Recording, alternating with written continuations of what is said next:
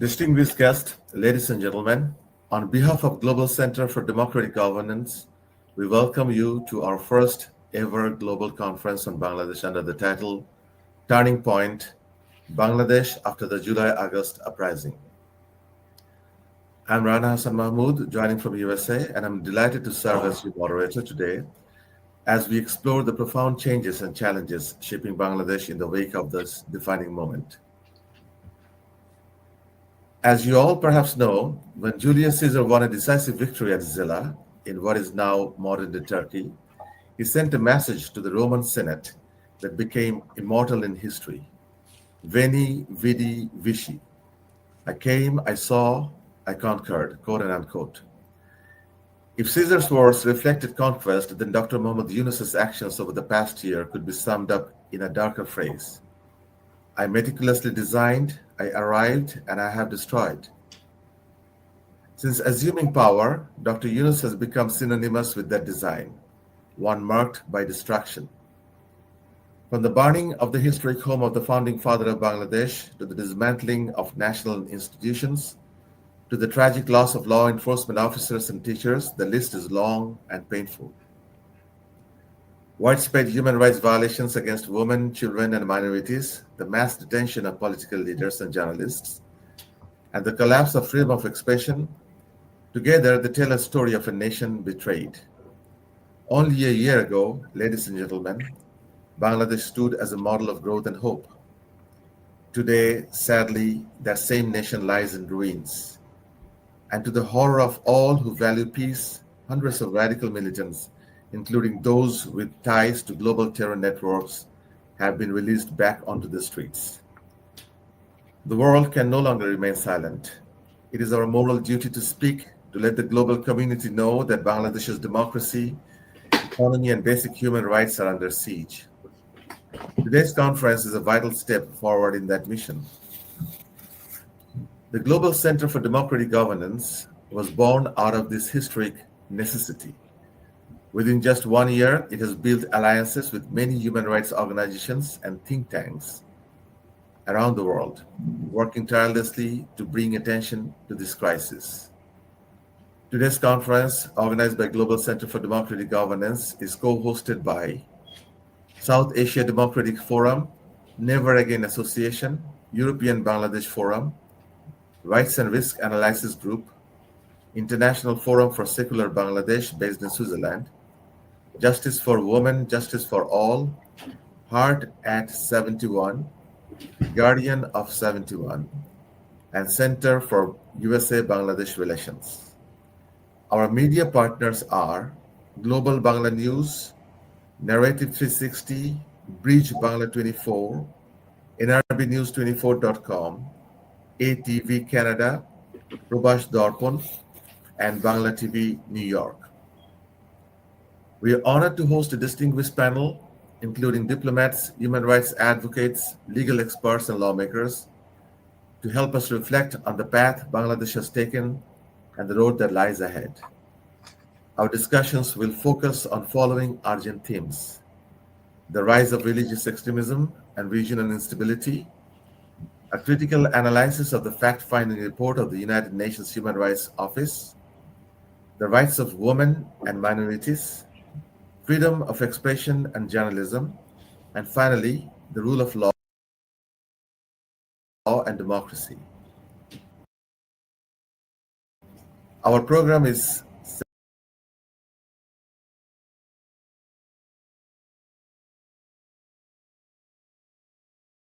segmented into 3 parts. I will be moderating the first part.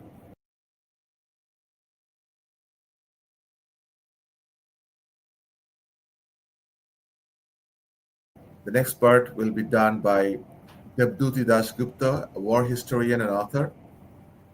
And the last part will be conducted by Mr. Priyojit Devshankar, a geopolitical analyst and author.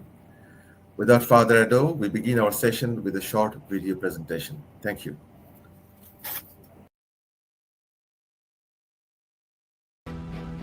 How Dr. Yunus assured the world and the nation of reform scheme where inclusivity and equality, let alone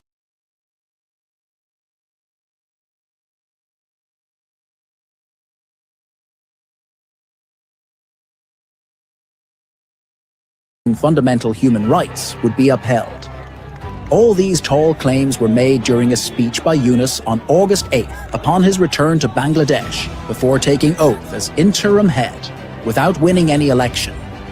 And from UN to other international rights bodies also backed Yunus' regime and the quest for so-called reform process unanimously. International human rights activists, organizations, politicians, lawyers, journalists raised their concern from the very beginning, but Yunus's interim government didn't pay attention to this concern. Given the current instability in Bangladesh and since the departure of the former Prime Minister in August, this is a moment of deep concern.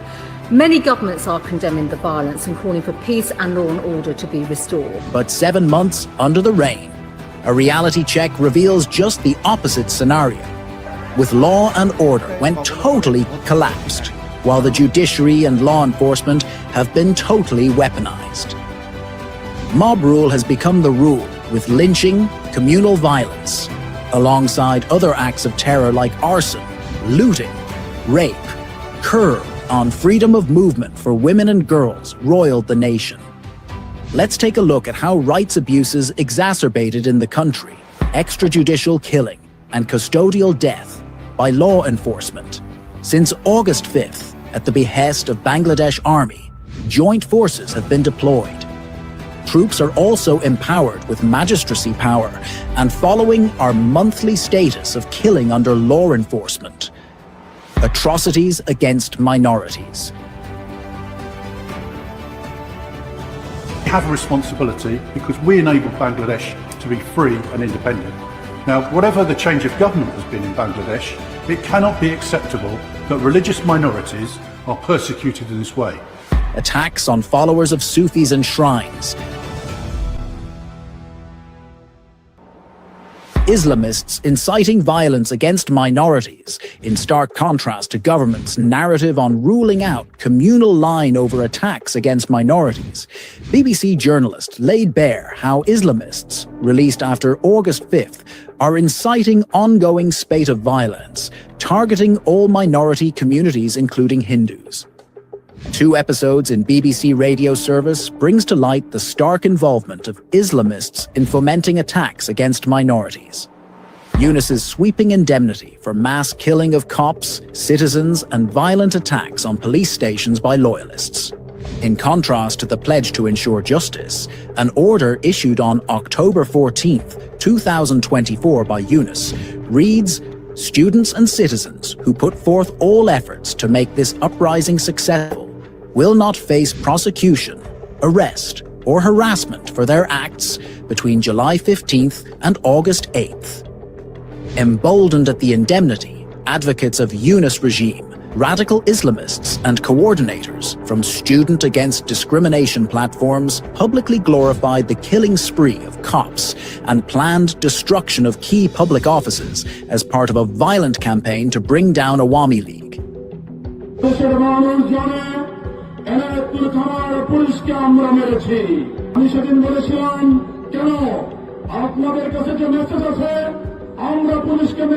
যদি metro রেলে আগুন না দেওয়া হতো, যদি পুলিশদেরকে না মারা হতো, তাহলে বিপ্লবটা এত সহজেই অর্জিত হতো না। কিংবা পুলিশের ফায়ারিং এ কম লাগছে এদেরকে, সিভিলিয়ান ড্রেসে হাতে 7.62 আপনারা নিয়ে দেখছেন। বৈষম্য বিরোধী আন্দোলনে সিরাজগঞ্জের এনায়েতপুরে যদি 15 জন পুলিশ নিহত না হতো, বাংলাদেশের পুলিশের মেরুদণ্ড ভাঙতো না। Despite such public admission of killing, the decree justifying no legal action against violence perpetrated by supporters of Yunus has been likened by rights activists as an act of widespread indemnity granted for perpetrators who killed police, minorities, citizens affiliated with Awami League, aimed to bring Yunus in power and solidify his grip on power. No justice for killing of at least 318 people under Yunus regime. Ayin O Shalish Kendro, a leading human rights organization, reported. Massacre of Awami League activists. At least 171 citizens were reportedly killed in form of lynching, arson, and other forms of violence. According to accounts of family members, tens of thousands of party activists and leaders in almost each unit of 4,573 union, in all the 64 districts across the country, subjected to physical attacks, and their houses and business were looted and vandalized. Hundreds of activists are feared, killed as their whereabouts are unknown for months. Due to impunity for killing of Awami League leaders and activists, there has been no let-up in the extrajudicial killing spree even after 6 months. Rather, the cycle of vengeance and erosion of rights only compounded. Violence against women. Safety of female population, from clothing to workplace and movement, under siege and culture of impunity reigns supreme. Death of freedom of press. The claim of Dr. Yunus to uphold freedom of press emerged out as biggest hoax in 6 months, as not only journalists are suppressed with meticulous design of false lawsuits, arbitrary arrests, unlawful incarceration, but also a record number of headquarters of media outlets came under attacks. Since August 5th, offices of at least 19 media outlets are torched and vandalized, highest since the country's history, according to DW Bangla Service. Mass arrests and arbitrary detention, brutal crackdown. At least 13,540 people were subjected to mass arrests and arbitrary detention from August 2024 till January 2025. In 20 days of February, at least 12,500 were detained in political cases. No justice in court. Victims of mass arrests denied of legal rights. Reports reveal critics of Yunus regime, who have been subjected to mass arrests, were attacked inside court premises on a regular basis. Denial of academic rights of students. Over the space of last 6 months, tens of thousands of students who are opposed to Yunus and his allies were attacked inside campuses, even barred from attending examinations, denied of academic rights, and their certificates have been cancelled by university authorities. Only because of political belief or alignment with Awami League's student wing, scores of students were murdered, abducted from their home, and even thrown behind the bars. Now the questions over Yunus gaining undue privileges to expand business empire.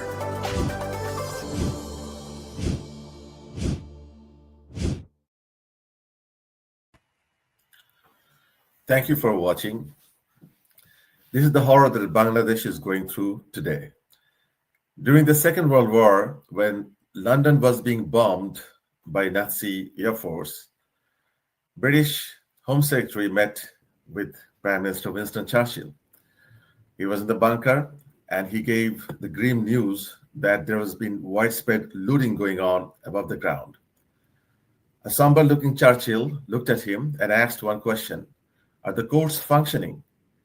In response, the Home Secretary said yes. Then Churchill said, "All is well, nothing to worry about." Ladies and gentlemen, nothing is well in Bangladesh because courts are not functioning and judiciary collapsed under the guidance of Yunus regime and deliberately. Without further ado, I would like to invite now Professor Dr. Habiba Mildat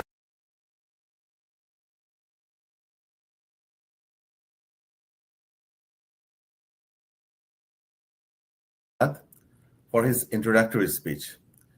Professor Mildat is currently serving as the president of Global Center for Democratic Governance. He is a cardiothoracic surgeon and former member of Bangladesh Parliament. Dr. Mildat, please. Thank you, Mr. Rana Hassan Mahmood. Good morning, good afternoon, and good evening to you all. On behalf of the Global Center for Democratic Governance, I extend a very warm welcome to this international virtual conference on Turning Point, Bangladesh after July-August Uprising. I would like to sincerely thank all the human rights organizations that have contributed to organizing this important event, as well as our media partners who are supporting its broadcast across the platforms. My heartfelt gratitude also goes to our distinguished speakers, moderators who have joined us from across the world to share their valuable insight on the current situation of Bangladesh. We have a conference declaration at the end of the conference, which will be widely circulated. We are honored to have such a broad participatory day, and we expect that this program will reach more than 500,000 viewers worldwide through various media platforms. Bangladesh has observed 1 year of anarchy and lawlessness. The presentation I'm presenting on human rights violation in Bangladesh under the interim government. This presentation is a concise but alarming overview of the human rights violation, political oppression, and the national instability occur under the current unelected interim government of Bangladesh. Based on the documented incidents and verified data, the findings highlight the systematic abuse of power, suppression of democratic rights, and erosion of the rule of law across the country.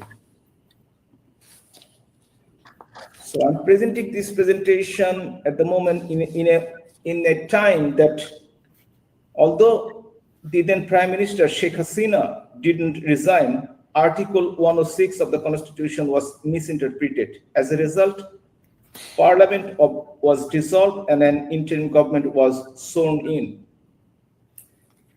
If I come first to the extrajudicial killings, at least 637 individuals have been killed in a mob lynching incidents from August 24 to July 25. 64 individuals have been subjected to extrajudicial killings while in the custody of the law enforcement agency in between September 24 to August 25.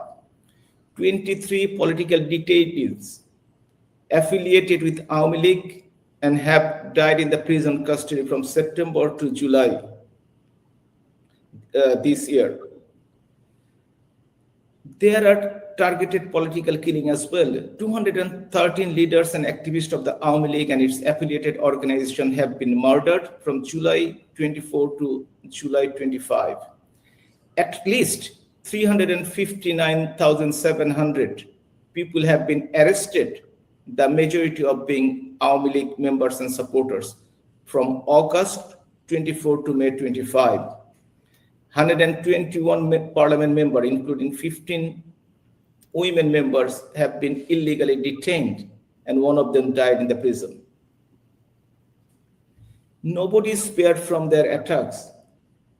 The Sufi places like shrines, over 100 of shrines was attacked and demolished. And the birthplace of Bangladesh's independence, Bangabandhu Museum, was demolished with the bulldozers in front of Bangladesh Army and also other law enforcing authority. More than 1,400 monuments related to independence have been destroyed in Bangladesh over last year. Police is also 44 police officers have been killed during this incident, and 182 police personnel are currently missing. And more than 500 police stations have been attacked, vandalized, and set on fire. And they looted the firearms and also bullets. There is a dramatic increase in child abuse. 325 children were murdered, 397 children were raped, is all documented. 839 were abused in between January to September in 9 months. 12,700 cases violence against women and over 4,000 rape cases were reported in Bangladesh from September 24 to June 25. Women's rights and freedoms are being seriously undermined. If you see minority persecution, evidence confirmed more than 2,400 incidents of minority persecution from August to June in 10 months. 30 minority people were killed, including 3 indigenous people. 20 minority women were raped, 17 churches were set on fire on the Christmas night on 2024. 103 incidents on human rights violation were documented in the Chittagong Hill trucks. 49 people were arbitrarily arrested, and at least 300 acres of land was seized. At least 396 LGBTQI plus individuals were harassed, victimized across the 70 documented incidents in Bangladesh. Democratic process is paralyzed at the moment. The interim government regime attempted to legitimize power through fake resignation letter attributed to the then Prime Minister. And mispresentation of the Article 106 of the Constitution and Supreme Court ruling has been used as a justify the illegal government. Awami League, the largest and the oldest party of the country, has been banned their activities with an ordinance, and the Election Commission has suspended Awami League's registration under government's directive. It's not only Awami League, the another popular party, Jatiyo Party, 14-party alliance, these parties are under threat. They cannot maintain their democratic rights in Bangladesh at the moment. The religious extremism has increased tremendously, and also it is destroying the regional and local stability. More than 300 suspects have been granted bail despite of serious charges. Media censorship, Bangladesh has never experienced this sort of media censorship in the last 54 years after its inception. Censorship is in 184 journalists accredited caste has been removed. 266 journalists implicated fabricated murder cases. 14 famous journalists have been arrested on false cases. Media houses are facing threat of vandalism or shutdown, or they are taking occupancy of the media houses. Civil rights and public freedom are violated. Citizens' personal freedom are under attack. Not only that, the economy is going down as well. At least 353 factories, especially garments factories, were closed in 1 year, resulting loss of around 120,000 jobs. There is no National Human Rights Commission in Bangladesh at the moment. It was dissolved in November 7, 2024. Additional to that, the educational life of the more than 200,000, the future of our nation, is disturbed, and also thousands of professionals, including 800 lawyers, are being harassed in fabricated cases. But Dr. Yunus, he is actually expanding his business empire and his wealth. If you see that he has taken away about 666 crore imposed on Gramin Kalyan, that was waived. Tax exemption granted to Gramin Bank for next 5 years, that is until 2029. And the ownership of the Gramin Bank significantly reduced from 25,000 to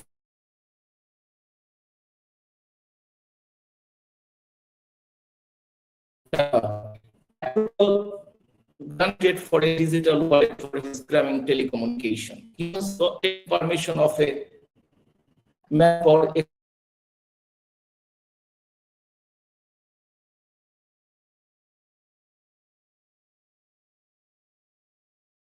moment. But the human rights organization, especially the organization we depend on, the human rights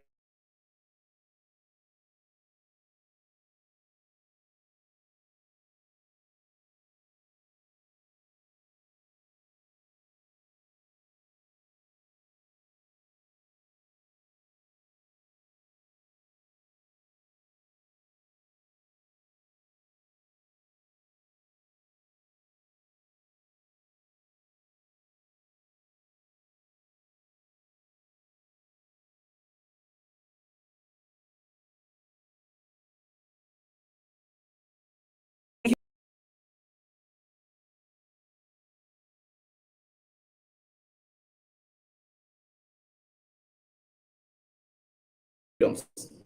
The judiciary must be independent and free from political interference to ensure equal justice for all.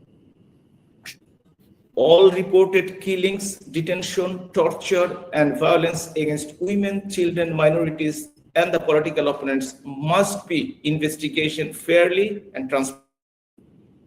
Every victim deserves justice. We strongly condemn media censorship and attacks on the journalist. We call for an immediate end of intimidation, imprisonment, and censorship, free expression and protection of all journalists. We need united action against extremism, especially religious extremism, promoting inclusive governance, human rights, regional cooperation to ensure lasting peace and stability in Bangladesh and the broader South Asian region. The urgent need for an include free, fair, and transparent national election under a neutral and credible caretaker government, ensuring the participation of all political parties and restoring public confidence in democratic institutions. Thank you very much. Thank you for your time. Thank you, Dr. Millat. Thank you for your thoughtful presentation. And it shows the grim realities that 180 million people of Bangladesh are going through today. And this is a precursor to a failing state. At this point in our conference, we'll go directly to our first topic of discussion, the rise of religious extremism and religious regional instability. And it is my pleasure and honor to introduce Ambassador Veena Sikri, who served as the Indian High Commissioner to Bangladesh during 2003-2006 time period. Until the recent upheaval, that was perhaps the most turbulent one in post-independence Bangladesh's history. I will request Ms. Professor Veena Sikri on this topic of discussion. Thank you. Thank you for introducing me so well. Thank you to the Global Center for Democratic Governance, to Dr. Mohammed Habib Millat for organizing this conference and for inviting me to speak. It is really tremendously disturbing to see all the facts and figures that have been assembled and have been presented just now, even in the last 15 minutes, of the terrible events that have been taking place in Bangladesh over the last 1 year, over the last 15 months. And in fact, we have been watching this with great concern, with great trepidation. And I think the time has come not only to present these facts and figures, to think of the ways in which they can be given either to the Human Rights Commission or to the UN General Assembly, to the UN specialized committees, First Committee, and so on. Absolutely, convince people that this is really the situation, because what has happened is, in fact, all the discussions that we've been having over the last 1 year and 15 months, there is a great deal of skepticism globally and, in fact, in the individual countries on the veracity of all these figures. And everybody seems to be just believing what Professor Mohammed Yunus is saying and not giving any attention to these figures. So now the biggest task before the Global Center for Democratic Governance and all the other eminent individuals who are here today is to consider how these facts and figures can be accepted by the international community, and according to that, action has to be taken. So while you have a kind of a fake trial going on within Bangladesh before the ICT, and without any kind of presentation by those who have been accused, you have so many members of parliament in jail, you have so many leaders in jail with no charges being filed, but across the world, the impression is totally different. And you only hear one word about the fascist government. So I think that today, the media faculty, the communications has to be really strengthened so that all these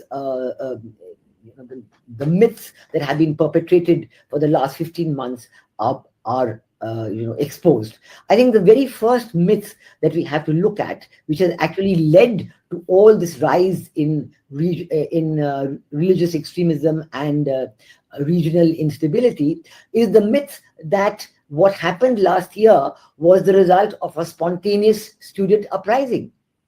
We know now that this uprising was neither spontaneous nor was it led by students. And in fact, the revelation on this came from Professor Mohammad Yunus himself when he spoke last year in September in New York at the Global Clinton Initiative and said that, don't think that this happened just like that. This was meticulously planned. And he introduced the person whom he described as the mastermind, which was Mr. Mahfouz Alam, who was at that point his special assistant and later became an advisor to the government. So I think that the very fact that Dr. Mohammad Yunus himself has publicly spoken about this being a meticulously planned operation should be highlighted, but it has never been spoken about since that time. So I think that this is some of the points that we have to speak about very clearly. Then the question about the constitutional legitimacy of this government. I mean, has that been, taken up in any forum? The chief advisor and the other advisors were sworn in on the constitution of Bangladesh, which at that point and even till today does not allow any kind of interim government. So I think this whole question about what it is there and what it has been doing are something that needs to be talked about much more widely. I think the third myth is that even if you assume that an interim government, because there have been certain decisions in the Supreme Court that the interim government is going to be there, their role is only for 90 days and to arrange a free, fair, inclusive and credible election with the participation of all the political parties and not to take any major decisions. But as against this, we have seen that for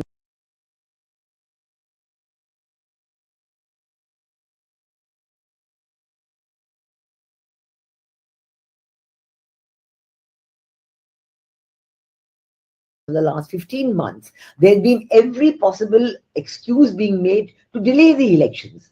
And even now, we know that the elections were then planned actually for only the middle of next year, but now under public pressure of the political parties themselves, and even at one stage of the army, they have been promised to be held in the month of February before the month of Ramadan starts. But at the moment, there is no preparation at all. And this question of excluding any political party does not even arise. Because let me give you two examples. There is the example of Sri Lanka, where again there was a huge public outcry against the Rajapaksa government, and there was the Rajapakshas resigned and so on. But afterwards, the groups who were protesting went back to parliament. They appointed an president, and the elections had been held. Now, was there any talk at any point of banning any political party? Not at all. All the political parties, even the Rajapaksa family's own political party, which was under so much attack, has taken part in the elections. Similarly, in Nepal, we do see that even though Prime Minister Oli has resigned, and the elections are now planned in the month of March, but there's no talk of banning any political party. There was so much furor against Prime Minister Oli's government and so on, but his party is going to take part in the elections like everybody else. So I think there is absolutely no reason or question why the issue of banning the activities of the Awami League or the Election Commission issuing some kind of suspension on the Awami League and removing their symbol from the website of the Election Commission, all this is completely illegal. All this shows that there's nothing except anarchy in Bangladesh. There has been mobocracy for the last 15 months, and this has led to complete anarchy. There is no system of governance at all. And that is why, because the original event, which was the removal of Sheikh Hasina, was led it was conducted by Pakistan through the Jamaat-e-Islami of Bangladesh with the support of external powers and with China in the know. We know that from that very moment that it's a Jamaat-e-Islami who is determined to come back to power. And every event in Bangladesh is being catered just for that objective.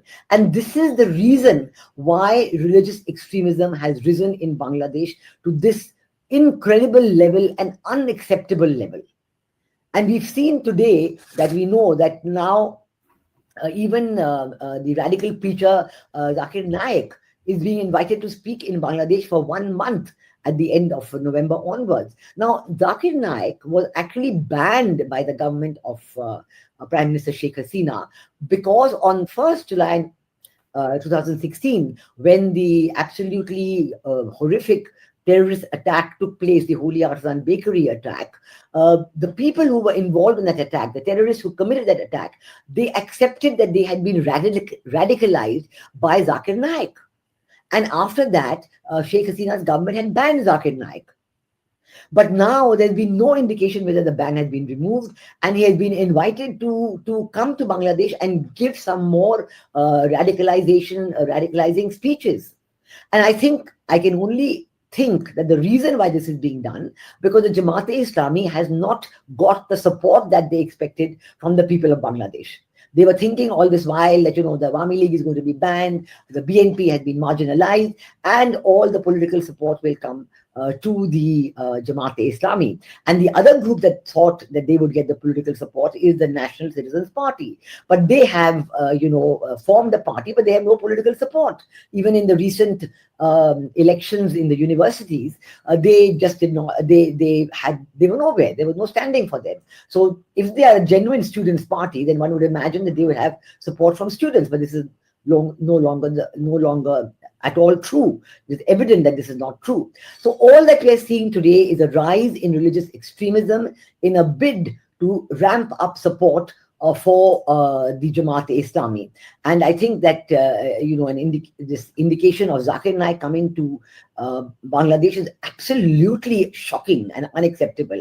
Before this, on October 25th, we had other preachers from the Ahle-Hadith from Pakistan and the supporters of the Lashkar-e-Taiba leaders and so on. They were there, and they've been even visiting the bordering areas between Bangladesh and India and giving rabble-rousing speeches over there. So all this has certainly led to an extraordinary rise in religious extremism, and it has made the people of Bangladesh very unhappy, because while the people of Bangladesh are deeply religious, they do not want any kind of extremism. And this is what Prime Minister Sheikh Hasina had done her best to make sure that there was no spread of religious extremism of any kind, even though all these groups were active even at that time. And I think that the worst expression of this rise of religious extremism happened from the very day that Prime Minister Sheikh Hasina left Dhaka, which is the attack on all the religious minorities. The Muslim and the non-Muslim religious minorities have been under tremendous attack,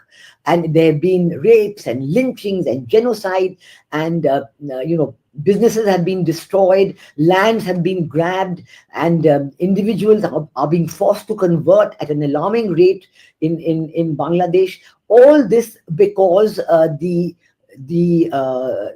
religious minorities, the Hindus, the Buddhists, the Christians, and even the Sufis and the Ahmadiyas, they are determined to stay on as citizens of Bangladesh. They're saying, we are not going to leave the country. We are citizens of this country.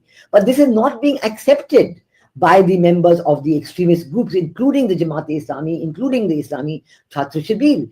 And when this is pointed out to Muhammad Yunus, all he says that this is fake news from India. That's all. Even recently, 2 or 3 weeks ago, when he was in New York for the UNGA, he was interviewed by several people, and each time he said, oh no, this is all fake news, it's not happening. So what I'm saying is that now that all this information has been collated and published by the Global Center for Democratic Governance, I think it needs to be really disseminated very widely and brought to the notice of all the people who have been following this. I know that the Aino Salish Kendra and others are doing tremendous work in collecting this information, in collating it, and now it's been published, and the people of Bangladesh, all the minorities, they're determined to stay on there, they're determined to exercise their rights as citizens. So their participation in the elections, the way in which their jobs have been taken away, their professorships, their teaching assignments, everything is forcing them into a life of penury, which is absolutely unacceptable. Only 2 weeks ago, we saw the terrible incidents in Khankachari, in the Chittagong hill tracks, where again, the same incidents of rapes and killings were happening. And the people are absolutely in a tremendously disheartened condition, but they're enormously brave because they're not leaving the country at all. We do realize that, that all this has the potential to really harm the regional stability of South Asia.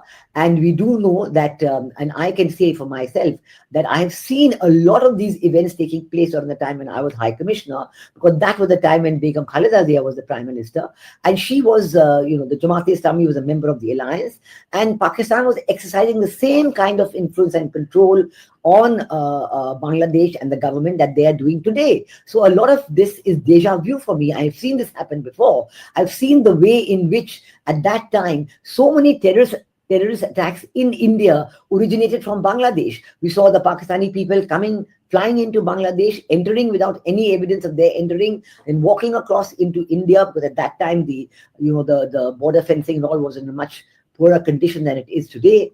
And then they would commit terrorist acts in India. So this is how the regional instability is happening. And I can tell you another thing that is leading to tremendous regional instability is the absolutely provocative and unacceptably provocative statements that are being made in Bangladesh time and time again by Dr. Muhammad Yunus, and by the Jamaat-e-Islami, by many individual students about Northeast India. We know that Dr. Muhammad Yunus, when he went to China in the month of April this year, he actually addressed a group of Chinese businessmen and invited them to come to Bangladesh and say, look, we have control over Northeast India. We are the only ones who have access there. Come on, we will take you there. We will give you the access. I mean, this was, absolutely a kind of a deliberately provocative statement. And then we have seen all these maps, recently a kind of a book with an artistic so-called stylized map showing parts of Northeast India and Bangladesh. We saw these maps coming up even in Dhaka University during the Pehla Baishakh celebrations. We've seen tweets by members who are in various political formations, the NCP and others, Jamaat-e-Islami and others, which are talking about what's going to happen to the Northeast. All these are intended to provoke the Indian insurgent groups and to invite, telling them, yes, come to Bangladesh, we are here to help you. Again, this is exactly what is happening between 2003, 2006 when I was there. There was a similar support being given to all the Indian insurgent groups at that time, and through that there was every effort to create instability in Northeast India and other parts of India. Now, I think that we are seeing all this happening again. We are seeing that these efforts are there, but the government of India has exercised a great deal of strategic restraint in dealing with Bangladesh. In fact, right from the very beginning, the message from our leadership was that we are prepared to continue the economic cooperation with Bangladesh that had such a great success under the 15 years of Prime Minister Sheikh Hasina, because Prime Minister Sheikh Hasina accepted India's security red lines and she said, I'm not going to support any insurgent groups. There's no question of having any such groups who do not help the people of Bangladesh at all. So for the last 15 years, there was complete peace and development in Northeast India. There was complete full cooperation between India and Bangladesh. And the result for Bangladesh was that they had 6.5% to 7% annual rate of growth, leading to Bangladesh's graduation from the least developed country status. And as against this, you have in 1 year, Bangladesh has slipped fully back, so that their whole graduation process has now been postponed, and there is going to be no longer any such possibility because the Bangladesh economy is in a state of collapse. But I don't think this seems to bother the current leadership in Bangladesh at all. Perhaps some political parties and others think that if there's poverty in Bangladesh, it's easier to control the population. And that's why they're just not bothered about the economic situation. All they're interested is in getting military training, in getting specialized equipment coming in having all kinds of exercises which were never there before. And this is causing a great deal of regional instability, which is not going to be good for Bangladesh at all. And I think that the government of India has conveyed, even when our Prime Minister Modi met Dr. Muhammad Yunus in Bangkok on the sidelines of the BIMSTEC summit, there was a clear indication that rhetoric and vitriol does not help the relationship at all. It does not contribute to peace and stability and development, it only worsens the atmosphere and leads to instability. So the combination of this phenomenal rise in religious extremism, it has had a tremendous negative impact on freedom of the people, on freedom of women, on the rights of women, on the development of the country. And all this is geared only to make sure that somehow or the other, the Jamaat-e-Islami comes to power in Bangladesh. There are countries in the world, in the West, who still think that Jamaat-e-Islami is a moderate Islamic democratic party. But I think it's shown by its behavior all along that it is anything but. So I think that one of the big tasks of this conference has been a tremendously successful effort to organize this conference, and I can see that there's a very large participation, and I feel honored to be participating myself, that we have to all ensure that the elections are held on time, that they're held under international supervision, that there is a new caretaker government, within as has been the practice in Bangladesh of having caretaker governments, because the current one is shown itself to be totally ineffective and unable to run the country. And under the new caretaker government, there should be free, fair, inclusive, and credible elections with international supervision. I think this is the only way out, because whoever is able, and all the political parties must be able to participate. There's no question of excluding any political party or organization. There's no question of keeping people in jail for so long without even any charges. There's no question of continuing the oppression of minorities. In fact, this should be exposed, so that the question, very dismissive way in which Dr. Mohammed Yunus says this is fake news coming out of India, this should be completely exposed, so that the facts and figures about the people who have lost their lives, their land, their liberty, their freedom should be there before everybody. And I think that once the resolution of this conference is known, then everybody would certainly be willing to work together. Certainly in India, there's a great deal of interest and a great deal of concern about what is happening in Bangladesh. And we do hope that this conference, this publication of the documents, will be the first step towards getting the world to accept and speak out about the reality of where Bangladesh is today. Thank you very much. Thank you, Professor Veena Sikri, for your very thoughtful presentation about the facts on the ground, which is extremely grim. And you perhaps already know very well that during your time, when there was 10 trucks arms smuggling case was there, and the two key accused, the mastermind, Major General Rizakul Haider Chaudhry and the State Minister of the Home Affairs, Lutfuzzaman Babur, they're all released from the jail. So it's a clear indication that they want to instigate, some sort of fight with India in the Northeast region. So thank you again, and we will request you to continue raising your voice on behalf of 180 million people of Bangladesh. Thank you very much. Our next guest speaker is Mr. Chris Blackburn. And Chris doesn't need any introduction to the inter-South Asian community, because he's the leading voice of human rights advocacy and minority rights advocacy from Afghanistan to Myanmar, and especially now for Bangladesh. Chris Blackburn has over 2 decades of experience in geopolitics, intelligence, and communication strategies, and he's currently serving as the communication director of European Bangladesh Forum. Chris Blackburn, it's your turn, please. Thank you for the introduction. Ladies and gentlemen, thank you to Professor Millett and the organisers. We are proud to be part of this conference.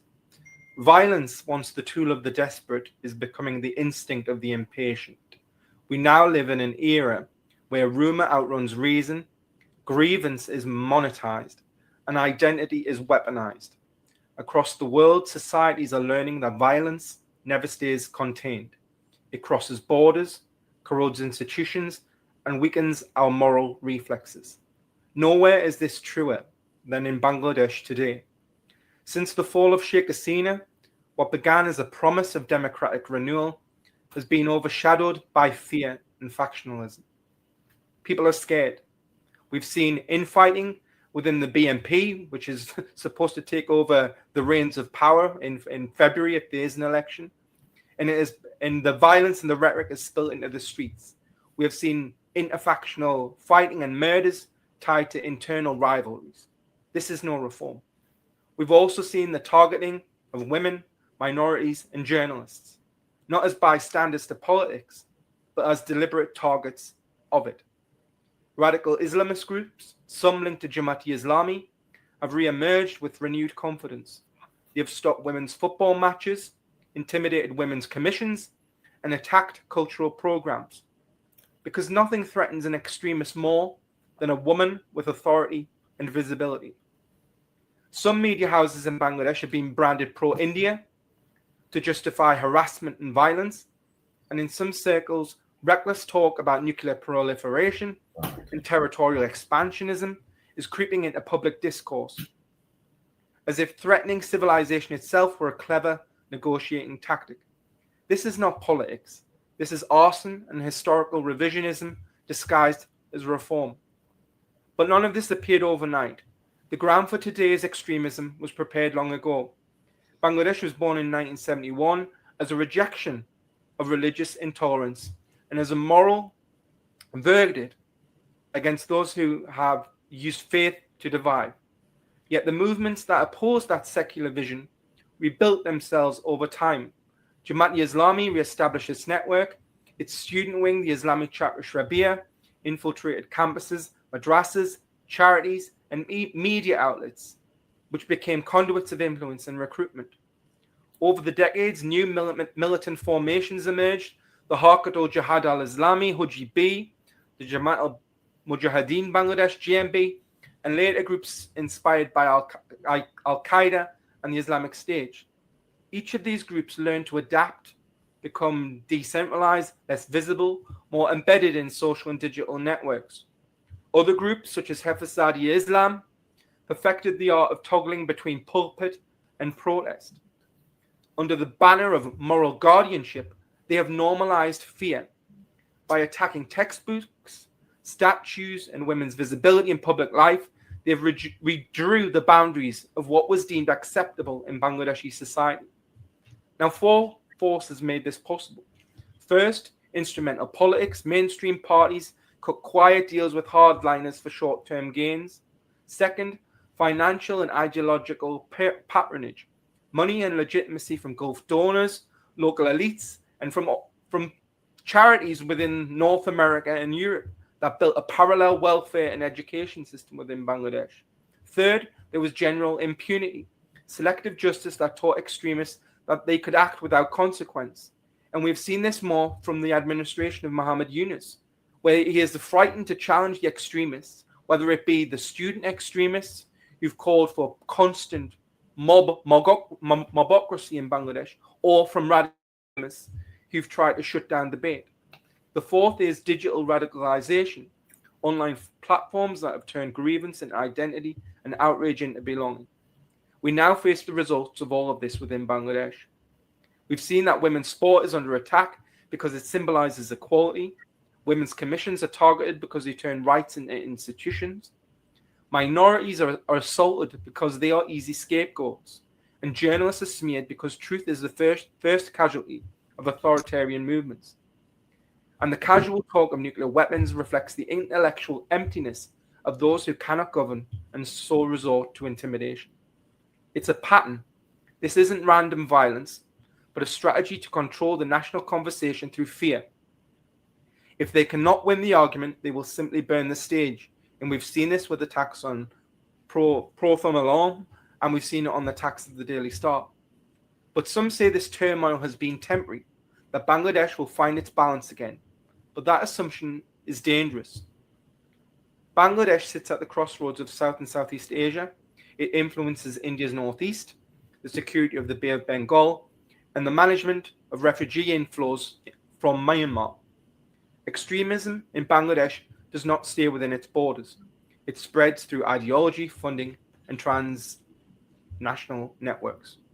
We have seen this before.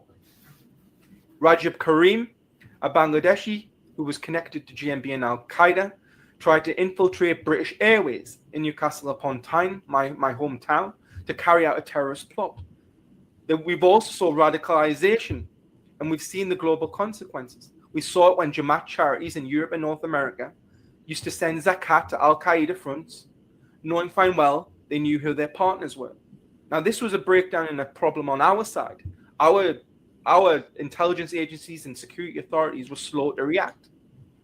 So when political actors in Dhaka start entertaining talk of nuclear weapons or expansionism, or to kickstart what happened during the early 2000s when we saw the destabilization effort in Assam and other regions, it sends shockwaves far beyond South Asia. It undermines regional diplomacy. It raises the risk of miscalculation by all sides and invites potential foreign intervention under the guise of stability operations. In a densely populated region with short flight times, long memories, recklessness is not a strategy. It is the path to self-destruction. So what must be done, and done now? First, there should be the end of the politics of muscle, which we've talked about for decades now in Bangladesh. Bangladesh's parties must disarm. Their student wings can't be like militant wings. And there needs to be an enforcement and a zero tolerance policy for street violence and agitation. Registration and public funding should depend on compliance. And if people want a seat at the table, they need to put down their weapons. Second, it's the protection of women and minorities as a matter of national security. Attacks on women's football, commissions, and minority communities must be prosecuted swiftly and visibly, not brushed under the carpet or said to be disinformation campaigns by India. The credibility of the state depends on its ability to defend those most at risk, and UNIS is failing this. Third, we need to defend the press. Make violence and intimidation against journalists a serious, separate crime. There needs to be a creation of an independent mechanism, whether it be through a Human Rights Commission, which is led by civil society and overseen by the judiciary, that investigates threats and acts within days, not months. Because a state without a free press is a state without early warning systems. Fourth, we need to cut off the money and the megaphones to the extremists. They need to be and Sheikh Hasina was good at auditing and looking at how the sort of international revenue streams of extremist organizations took place and shutting them down.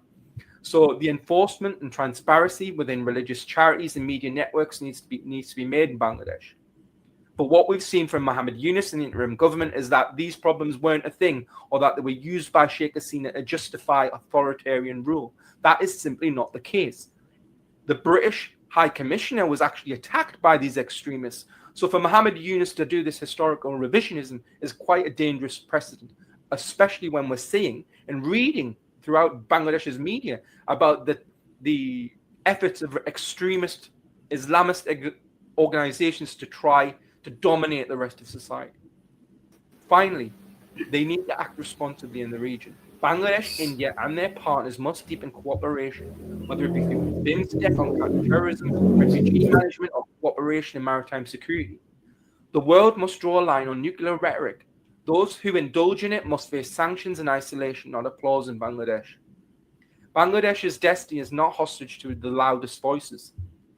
This is a nation that has built itself after wars, coups, and cyclones. It sent its daughters into the classrooms, its sons into global industries, and its workers to every corner of the world. It deserves leaders who defend that resilience, not exploit it. So let us remember, a woman playing football is not a threat to tradition. She is proof that tradition can evolve. Journalists asking hard questions is not being pro-India or pro-Awami League. They are pro-accountability. A minority family that sleeps safely at night is not a concession. It is civilization itself. It is Bangladesh itself. And anyone who speaks lightly of this nuclear weapons or territorial expansion should have no place in serious politics. Violence may be the language of the impatient, but democracy remains the grammar of endurance. Bangladesh can still choose that grammar to build its institutions, protect its freedoms, and restore faith in law over force. The world has a stake in that choice. When Bangladesh chooses stability and reform, the entire region breathes easier. So let us help Bangladesh make that choice firmly, quickly, and without apology. Thank you. Thank you for listening. Thank you, Chris, for your valuable comments and you are a leading voice of reason across the globe for minority rights and human rights, and especially against extremism of all sorts. And definitely, you will agree that Jamaat, if the West take it very lightly, we are heading towards another disaster, because they now got a ground in Bangladesh under the leadership of Dr. Yunus, which is very unfortunate. So their ideological game plan is dangerous and disastrous, and you will agree that they are the ideological grandfather of Taliban's and the father of Al Qaeda. So West must take it very seriously. Thank you, Chris, again. Our next guest is Dr. Rafael Pankowski. He's a Rotary Peace Fellow at Makerere University in Uganda. Professor Pankowski is a Polish sociologist and political scientist. And I must add that when Les Wałęsa-led solidarity movement was going on in Poland, and I was a little kid, and I was mesmerized by how peaceful that movement was, and I'm mesmerized how destructive these Gen Z movements are. So as a sociologist, someday we'll read your comments on this. But now on the issue of religious extremism and regional instability. Thank you very much for your kind introduction. Good afternoon, good evening, good morning, namaskar. Ladies and gentlemen, dear friends, greetings from the Rotary Peace Center at Makerere University, Kampala, Uganda. My name is Rafał Pankowski, and I'm a sociologist as well as a human rights activist.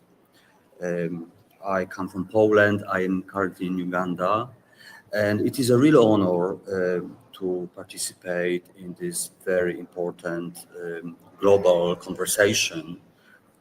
What brings us all together from across the world today is, of course, the love of Bangladesh, its people, its culture, its heritage. It is also the love of the history of Bangladesh. But I think there is also much more. It is our shared commitment to the universal values of human rights,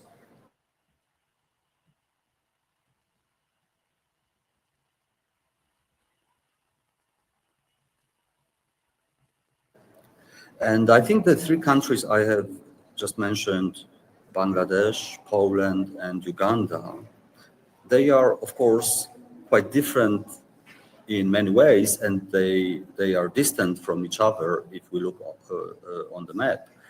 But they also have something in common.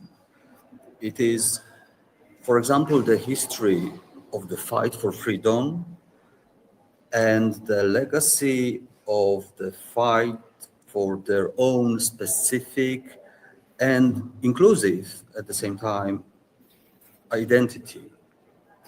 In the case of Bangladesh, of course, it is the legacy of the struggle for language rights, as well as especially the liberation war. In the case of Uganda, it is the anti-colonial struggle, but also the struggle against the tyranny of Idi Amin. In the case of Poland, it is, for example, the tragic experience of Nazi occupation during World War II and the struggle against fascism, as well as against totalitarianism. Today, we face a common global challenge of the rise in violent extremism, radicalization, authoritarian and intolerant anti-minority movements and regimes. And I believe what is common in terms of the global challenge for all of us today is the specter of fascism that is hanging over our planet. and I'm afraid that includes Bangladesh today. Fascism can be defined in many different ways, but I believe one way of defining fascism is the following. It is an ideology, it is a vision of total cultural homogeneity. It is a vision of a society where there is no place for diversity. There is no place for minorities of any type, be it ethnic, be it religious, be it political. And an organization of which I have been a co-founder, the Never Again Association, is committed to the struggle against fascism, understood as organized intolerance. And this is a struggle that is international, this is a struggle that is global, and this is a kind of struggle that I believe is very, very highly relevant to Bangladesh today. And over the years, I have met many brilliant people, many inspiring people in this struggle in the international human rights movement. But one of them who really stands out for me is our dear friend from Bangladesh, Shahryar Kabir, who, among other things, has written dozens of books on very important topics, including a very important and a very interesting book about the experience of solidarity in Poland and the peaceful transformation to democracy in Poland and across the former Soviet bloc, which I think is something that is very relevant and important for me to mention here today. And Shahryar Kabir, in many ways, for me, is the symbol of the movement for minority rights, for human rights, for peaceful solutions, both in Bangladesh and internationally. What is also very important in terms of the many years of positive campaigning by Shahryar Kabir is the struggle against genocide denial, which I believe is not only important for Bangladesh, but it is also very important globally, internationally, vis-à-vis all the different cases of genocide across the world. And I believe it is highly ironic and it is a travesty of justice that someone like Shahryar Kabir, a global hero of human rights and minority rights, is currently in jail in Bangladesh because of his human rights activity, because of his activity and years of activism dealing with genocide commemoration and genocide denial. There's one more figure, very well known internationally from Bangladesh, who I also had the chance to meet just briefly in Poland during a summit of Nobel Peace Prize winners. That is, of course, Mr. Yunus. And of course, for good reasons, Bangladesh can be proud of having a Nobel Peace Prize winner.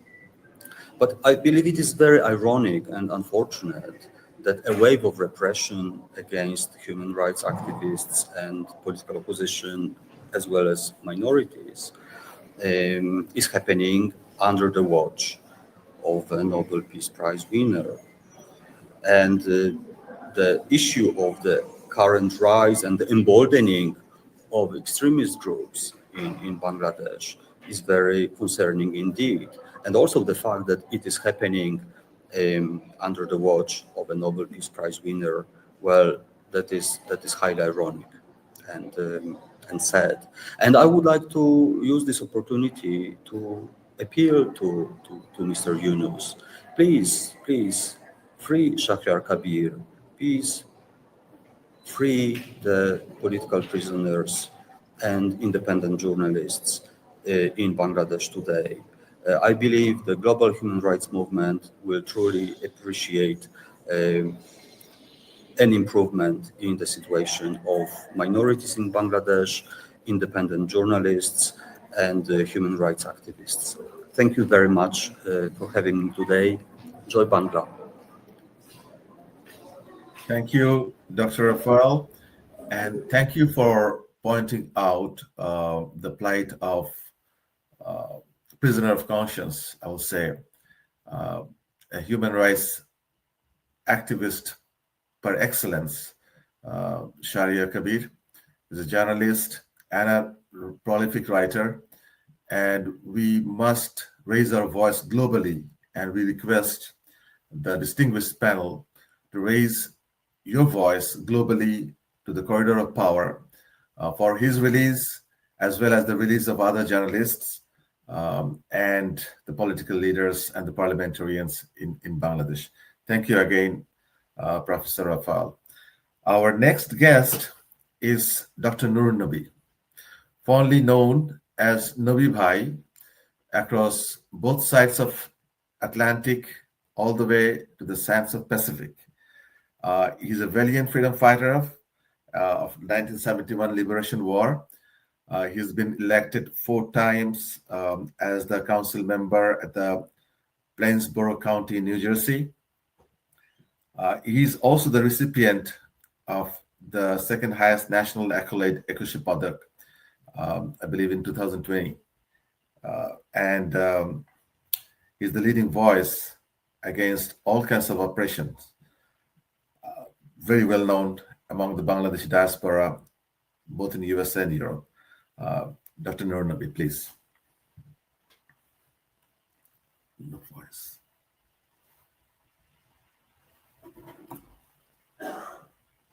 All these distinguished speakers. Before I discuss about my topics, I would like to make some points. Number one is the events that happened last year is not a revolution, it's not an uprising.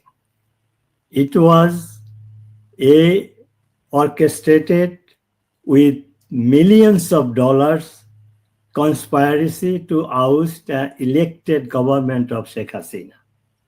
And these conspirators were outside forces like America, United Nations, European countries, Pakistan. Lately, we hear the name of Qatar, Turkey. So it was not a revolution, it was not an uprising. When Sheikh Hasina was forced to leave the country, he left Bangladesh as a model for economic development and a peaceful nation, security for every citizen. Now what Yunus did during last 15 months is that he transformed the country to a failed state, and it's a heaven for the terrorists, the militants. Now I would like to share my concern facing 180 million people of Bangladesh. The consequence of these issues will not only affect Bangladesh, but also the region and across the globe. What are those issues? They are corruption, human rights violation, rise of Islamist terrorism, sponsored by Dr. Muhammad Yunus and his regime. However, I will focus only on the rise of religious extremism in Bangladesh and regional instability, which I'm assigned to talk about. Let's talk about who is Dr. Yunus. He is currently the illegal, I repeat, illegal ruler of Bangladesh. He was installed as the chief advisor of the interim government of Bangladesh by removing a legal government of Prime Minister Sheikh Hasina, as I mentioned, through international and domestic conspiracies. And they used money. Just the US President Donald Trump mentioned that just last 1 year, $29 million was given to Bangladesh directly, and 21 million came through India from just one US agency, which is USAID. And moreover, there are other agencies who are involved like RII, Deep State, so on. So this conspiracy conducted by millions of dollars. Just 1 year, $50 million, but if we take account of last 16 years conspiracy against Sheikh Hasina's government, it total to some extent about $200 million. So it was not a revolution, not a uprising. It was a anarchy and a terrorism, militant activity hired with this $200 million cash during last 15 years. Now, let me give you some evidence to my topics. I will provide evidence that Dr. Yunus and his regime are promoting religious extremism in Bangladesh, and I will discuss its impact on regional instability. Let's talk about the sponsoring of rise of religious extremism in Bangladesh by Yunus governments. After assuming power, first thing he did was releasing all the terrorists from the prisons. After August 5, 2024, militants who were sentenced and under trial have been released from the prison without any legal process. A report published by BBC reported that 300 accused in militant cases have been released. Among them were 10 accused top terrorists, 8 accused in the 10-truck arms smuggling case, and also members of at least 10 organizations were built without, militants were built without legal process. The extreme group whose members were released are Al-Qaeda affiliated Ansarullah Bangla team and ISIS affiliated offshoot Neo Jamatul Mujahideen Bangladesh, a newer Al-Qaeda inspired group. And all these members of all these are reported to getting training in the Chittagong Hill Tracts area. That means whatever has been done subversive activities so far, we must apprehend that there will be more violent activity by these groups who is Yunus released from the prisons. These terrorist groups are displaying their presence in public. They were showing flags of militant organization in the procession on the streets of Bangladesh. They have openly displayed the flags of ISIS on the streets of Dhaka and held demonstration and procession under the banners of banned militant organization. The banned organization of Hizbutul Tahiri held a large public procession in Dhaka on March 7, 2025 with prior announcement, but the law enforcement agencies have not taken any effective measures, and the DMP commissioner has recently said there was no militants in the country. Regarding the recent arrest of 36 Bangladeshi militants in Malaysia, the Home Affairs advisor said there was no militancy in Bangladesh. These religious extreme groups attack on minority communities. 2,442 incidents of communal attacks and violence occurred in previous months since August 2024. In the first half of this year, Bangladesh has witnessed 258 incidents of violence against the minority communities, including Hindus. Of the total incidents, there were 20 incidents of rape, 59 attacks on places of worship. I'm talking about just 5 months this year. These militants are also attacking and looting shrines, bowl gathering, and socio-cultural events. This group also doing illegal activities, who is affected the numbers on murder, sexual harassment, and rape in Bangladesh. In addition to mob violence, the number of violent incidents against women has increased. According to official statistics, 12,726 cases of violence against women and children and 4,105 cases of rape have occurred from September 24 to June 25 of this year. Child murder and torture, as well as the insecurity of transgender community, also increased. These religious militants are also obstructing women's sports and cultural activities. So what is the impact of the rise of religious extremism and regional instability by this terrorist? Rise of religious extremism in Bangladesh threats regional security, particularly against India as well as Southeast Asia. Through transnational militant networks, radicalization of migrant workers, and use of modern financing methods, increasing the instability of the region, in the region. Threats against India is significant because of geographical proximity and similar demography.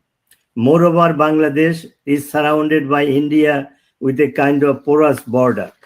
Migration of militants to Indian neighboring state is a potential threat to the national security and stability of India. In mid-2025, Malaysian authority dismantled an Islamic State-inspired network that had recruited dozens of Bangladeshi migrant workers in the country. The group Garakan Militant Radical Bangladesh used social media and mobile banking system to recruit members, conduct allegiance ceremonies, and funds ISI operations abroad. The discovery of Bangladeshi militant network in Malaysia required cooperative efforts between Malaysian and Bangladeshi authorities. This kind of cooperation is not possible under the current hostile policy of Yunus governments toward India. This is an additional negative factor in this matter. What are the mitigation and challenges in this matter? They are counterterrorism cooperation, border security, and intelligence sharing, combating online radicalization, and addressing judicial backlogs. We just heard from Ambassador Sikri that Bangladesh government of Yunus are inviting these radical speakers like from India and Julkan Nayak and some speaker from Pakistan. This is also will pose a threat to the subcontinent stability. These policies of mitigation are only possible under a democratic government, not under illegal and radical government like Dr. Yunus. I have presented evidence that Dr. Yunus is not an ambassador of peace as perceived by the West. Rather, he is a sponsor of violence and terrorism. We are afraid that if he remains in power, he will complete his mission in converting Bangladesh to a failed state and as a haven for religious extremism. Therefore, Dr. Yunus' regime must be removed to save Bangladesh. Not today, not tomorrow. His government must be removed yesterday, have been removed yesterday. So what is the solution to peaceful solution to the Bangladesh crisis is that Yunus government must be removed. There should be a take care government under president, free and fair inclusive election, including Army League and others. This is the only solution. Otherwise, Yunus is inviting a global proxy war in Bangladesh and this Yunus government's promoting the radicalization of the Islamist militants and helping getting into the crisis of Burma's crisis. Then India and China and Russia will not be sitting idle. And we heard that the Pakistan ISI agents are roaming in Bangladesh, and they are training these radical Islamists, including the Rohingya refugees, to make an attack, this fundamental attack by these fundamentalist militants against India, and promoting or provoking a conflict between Bangladesh and Pakistan, Bangladesh and India, which eventually will turn Bangladesh a battlefield of regional war, as well as the proxy battlefield from the superpower. So Yunus government must be gone, and international community must raise their voice that Yunus is a threat to the sovereignty, independence of Bangladesh. And why we are asking international support? Because international community, with the help of West, America and others, they install this puppet, Yunus, in Bangladesh. So it is their responsibility to remove this puppet and help Bangladesh to continue the peaceful path to the development and a society based on secularism and a democratic system. So thanks for sharing my views and listening to me. Joy Bangla, Joy Bangabandhu. Thank you, Dr. Nabi, for your thoughtful presentation and the evidence that you have presented and the evidence that Dr. Millat had presented before.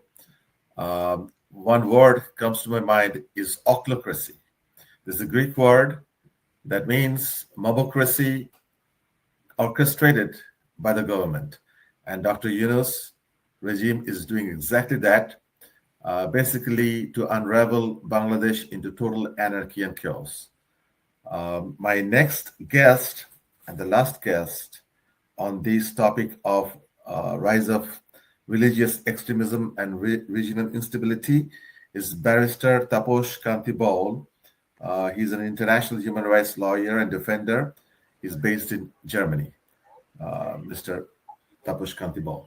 Thank you, Mr. Rana, and distinguished guests. I'm not going to waste the time by addressing everyone, but it is my pleasure and honor to be present in this conference. The main discussion is that what is the situation of religious minorities in Bangladesh? We all know that after 5th of August, the religious and ethnic minorities were attacked. Without any doubt, they were attacked. Their temples were vandalized. Their all sorts of homes and business institutions were vandalized. Bangladesh Hindu Buddhist Christian Unity Council, in their report, they said that within 15 days, from 5th of August to 20th of August, there were more than 2,000 incidents that took place. And the range of incidents are murder, rape, forced conversion, destruction of temples and business and home institutions. What was their crime? Their crime is, first of all, they are Hindus. And as a Hindu, people automatically think that they are affiliated with India, they are affiliated with Bangladesh Awami League. This is true that to the Hindu majority people, Hindu community, they think that Awami League is the vanguard of secularism. If Awami League is there, their rights are protected. And that's why election after election, they have voted for Bangladesh Awami League. It is clear from the events that took place after this that why they have voted for Bangladesh Awami League. Not only this is the situation, you see that after 5th of August, anyone who has a secular voice, like Shahriar Kabir, anyone who was talking about religious and ethnic minorities, like Chinmoy Prabhu, who is a ISKCON, who is a religious master from ISKCON. So all of them are thrown behind the bar. They are in prison in fictitious cases.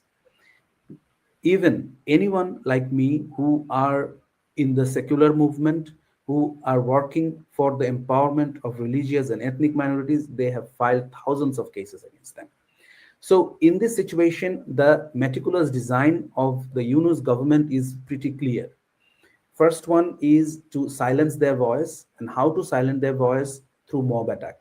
Yes, the term we are using is mob attack, but when there is a difference between mob attack and criminals, right? What is the difference? That when there is a mob attack, then we will see that random people are attacking those places. But when we are talking about criminals, we will see that the same faces are appearing again and again. So this was not a mob attack. This was identified criminals who attacked all sorts of institutions of religious and ethnic minorities. The same faces came up over and over again if you look into the videos that appeared right after this 5th of August. So then we are seeing right now that forced religious conversion is on the rise right now after 5th of August, because Hizbut Tahrir, Jamaati Islami, and all sorts of Hefazat and everyone is forcing and targeting young Hindus for that, young Christians and Buddhists for that. Apart from that, that if you are a rebellious young boy or a girl, what will happen? Your Facebook, your social media will be hacked. And those very people will attack your house. They will try to kill you at first. If they don't manage to kill you, they will beat you up, they will lynch you and your family, destroy your home, your neighborhood, and the whole village. And then then the police will come to take you. They will take you to CMH in the military hospital where you will be treated. Like Utshab Mondal. What happened to Utshab Mondal? We don't know till today. Just the other day, there is this incident against a Buet student, just being said that he said something on certain social media, and then the radical students of Buet, they basically alleged that he raped a Muslim girl, but there was no victim there, and the Dhaka Metropolitan Police said that there was no such incident of rape. But what happened in the meantime? That boy's name and his family name is defamed all over. He is in jail and his studentship is cancelled. So this religious extremism is growing under Yunus, and people are living the worst time of their life. Yes, it is true that people will say that religious minorities are targeted under every government or over the last 50 years they were targeted. But within the same, like within 1 year span, such kind of violation and violence did not happen. Just a few days ago, people started to target ISKCON, and they are saying that it is a terrorist organization, and for this reason, they are asking the government, forcing the government to disband them. And this is what is happening not only to the religious minorities of Bangladesh. This is the same in ethnic minorities in the hill tracts. Even the lowland ethnic people like Shantals, Oraos, they are facing the worst time of their life, because their lands are getting grabbed, their schools are closed, all sorts of benefit they used to receive from the government, they are closed for a longer period of time. Hence, I would urge to the international community that please stand with the religious and ethnic minorities of Bangladesh, save us from this tyrant Dr. Yunus. He may have received the Nobel Peace Prize, but he is the reason for what the peaceful life of Bangladesh's religious and ethnic minorities are completely destroyed. Please help us to save the secular nature of Bangladesh. Once again, thank you, the organizers, for organizing this timely conference, and all the speakers for listening me. Thank you very much. Thank you, Barrister Tapush Kanti Bowl.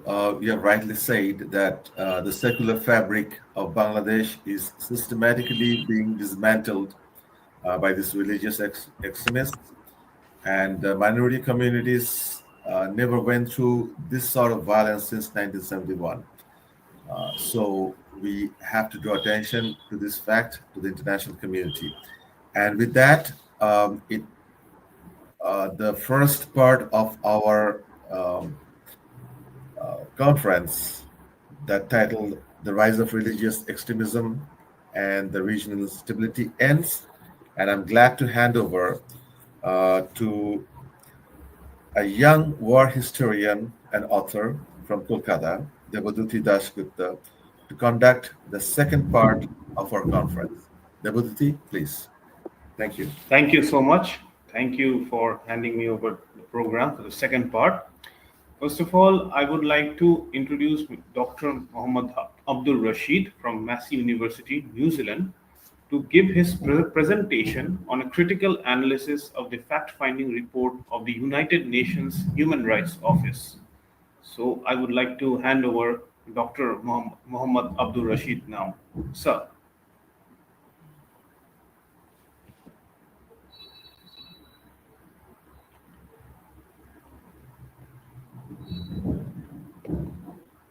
Please proceed, sir. I'm trying to play my slides. They're uploaded. Can someone help to start them? I can. Okay. Yes, thank you. yes, it is. It is there. Thank you.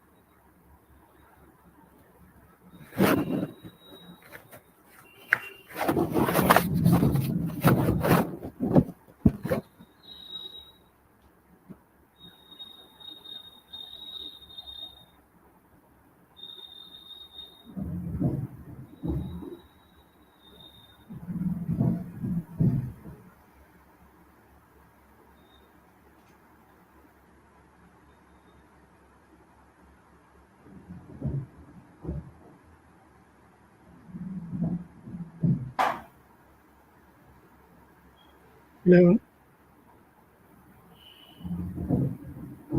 Hello. Hello. Yeah, I'm talking, but the slides gone. Can someone play those slides?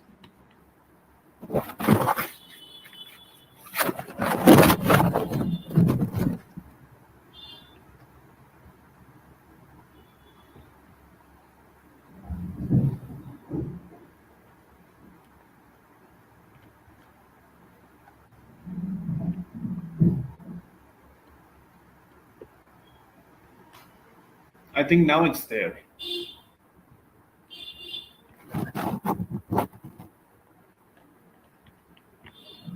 Yes, I think you have to go ahead and explain slide by slide.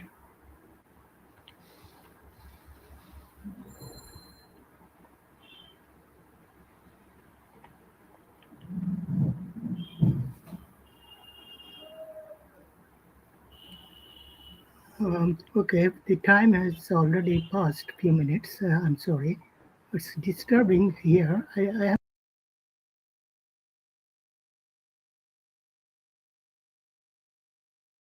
There are 377 paras in that report. So it's a long report of 115 pages.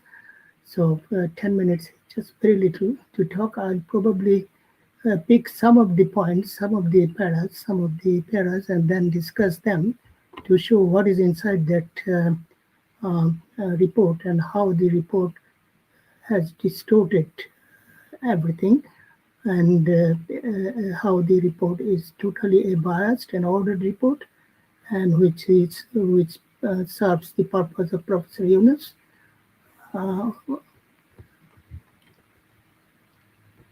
Background of the report: the Human Rights Commission started this report getting invitation from Professor Yunus, interim government, and it covered from 1st July to 15 August what happened in Bangladesh, and it documents widespread uses of forced arbitrary detention and forced disappearance, torture.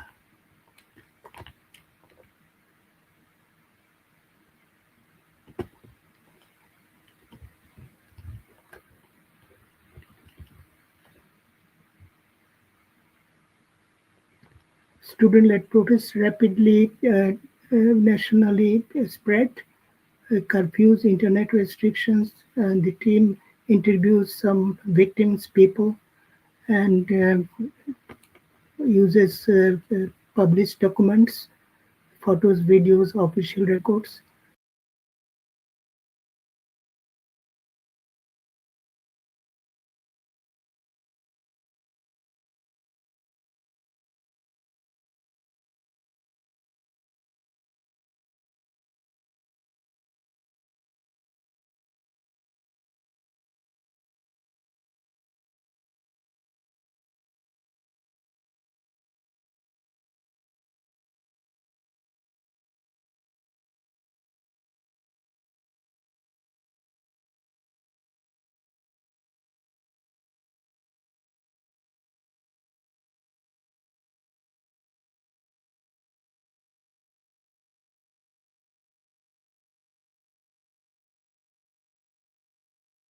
And it claims it has interviewed 250 participants. The key finding of that report is disproportionate use of force, arbitrary arrest, and large-scale detentions, enforced disappearance, targeting of journalists, gender-based violence, estimated up to 1,400 deaths, which is controversial. Thousands detained, children and students among the deceased, chilling effect on freedom of expression, and impact on healthcare and emergency response. Extrajudiciary killing, the red ones are important. I will touch in various paras. Extrajudiciary killing, it talks about military grade ammunition and firearm use, arbitrary detention, torture, inhuman degrading treatment in detention, suppression of protest-related reporting, and etc. Key recommendation that report makes call for independent investigations and prosecution, which we are seeing now, is pursued by Dr. Yunus and his interim government. Impartial investigation and killings and abuses, immediate measures to protect rights to peaceful assembly and freedom of expression. And we see what is this right of peaceful assembly and freedom of expression. We have heard the speakers about the horrible situation in Bangladesh, where people cannot gather, where Aum League peoples are banned, and few other political parties' activities are banned. Mob culture are affecting. So they are talking about immediate measures to protect right to peace as a peaceful assembly, but this is what is happening in Bangladesh nowadays. And freedom of expression has already gone. Nobody can open their mouths, cannot talk, cannot write. During the Sheikh Hasina's government, I remember there were 800 daily newspapers in Bangladesh, 800 daily newspapers all over the country, print and electronic. Now, none of these newspapers are controlled by free people. They're controlled by mob, by the interim government and the military control. It talks about ensuring access to justice and legal aid, and we see what is the situation of justice and legal aid in Bangladesh, and various other things it has in its key findings. But The problem is the context, the missing context in the report. The report ignored or intentionally avoided highlighting the most critical factors: the complex social and geopolitical landscape of the country, and the involvement of certain foreign organizations and governments that transformed the very reasonable and fair quota abolition movement of the students into a full-blown, hostile, bloody, regime-changing conflict leading to human rights violation. There is a reference here. The report failed to contextualize how the quota movement or anti-discrimination student movement was hijacked by opposition political parties, Islamist and extreme leftist groups to destabilize an elected government, which Dr. Nurul Nabi has already highlighted. The methodology we used our methodology identifies biased or inaccurate statements, explains methodological evidential weaknesses, and offers counter comments supported by internal contradictions and verifiable data with reference. Now we'll analyze that report, para 1 to 100. I'll do some of them, not all of them. Time is very limited. The first para, or the clause or point, as we mentioned in the report, para 1. In that para, something we have noticed. It writes, the United Nations High Commissioner for Human Rights, Volker Turk, first proposed a fact-finding mission in a letter sent on 23rd July to the Prime Minister Sheikh Hasina at the height of the crisis, but received no positive response to the invitations. We found this is a total lie. It's a false statement. In fact, there was a 3-page positive reply was sent through Foreign Secretary Masood bin Momen on July 29. And it was mentioned also about this reply in the very popular newspaper. Prothom Alo is English version with the title Government Response to UNHRC Chief's Letter. And this was in local newspaper, and the letter was sent. It was a 3-page letter, and this letter talked all about the current situation, and also it acknowledges Mr. Turk's letter. And it writes, Excellency, I write in response to your letter dated 23rd July 2024, addressed to our Honorable Prime Minister. We share and appreciate your concerns over the recent events in Bangladesh and would like to assure you that normalcy is being quickly restored through the collective efforts of the government and the people.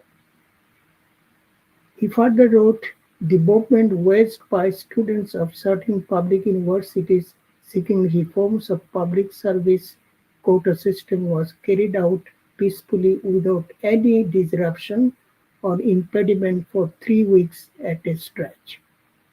During this time, the government made efforts to engage with the self-assigned coordinators of the movement and called upon students to wait for the judicial process before the appellate division of the Supreme Court to be adjusted so that the quota reform issue could be resolved without the need for interference by the executive. In parallel, the government and the law enforcement agencies ensured that all protests, sit-ins, rallies, stays